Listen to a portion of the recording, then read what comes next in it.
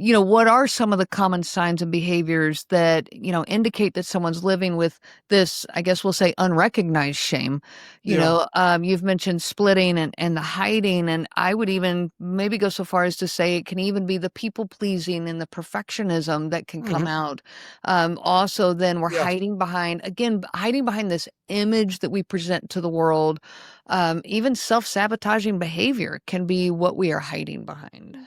Yeah, absolutely. So that image that you just described, that's, again, depending on what circles you run around in, but we could call that the false self. There are different names for it. There's the Mhm. grandiose sense.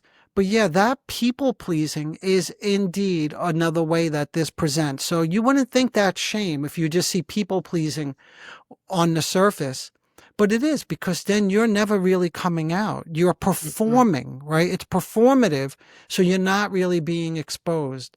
Another way it can present itself, I'm just thinking out loud, is someone who has a hard time getting in a relationship and they want to go out. If we're working with them and we finally get them to the point where they muster up the courage to go on a date, and they meet someone on one of these online services, and immediately they say, well, I don't think I'm going to go on that date because I think this guy is lying to me about his age. He put up a picture of himself from 8 years ago.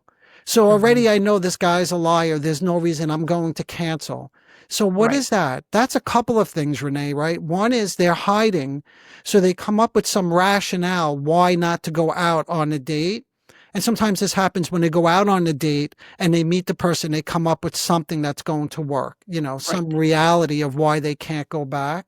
Right. But it also touches on the defenses that I just mentioned, right?